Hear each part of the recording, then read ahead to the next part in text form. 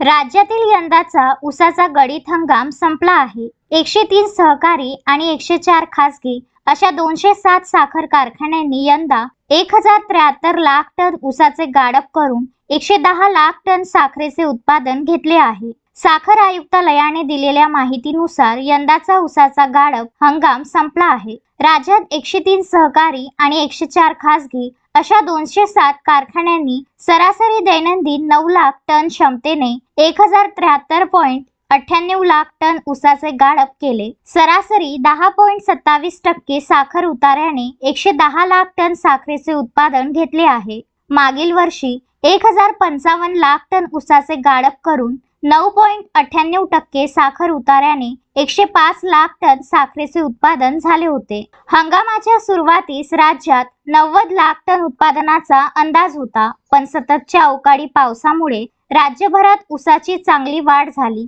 त्यामुळे साखर उतारा वाढला आणि उत्पादनात वाढ होत गेली। हंगामाखेर आता 110 लाख टन साखर उत्पादन झाले आहे। अंदाजापेक्षा 20 लाख टनांनी जास्त साखर उत्पादन झाले आहे, अशी माहिती वेस्ट इंडियन शुगर मिल्स असोसिएशनचे अध्यक्ष बी ठोंबरे यांनी दिली आहे।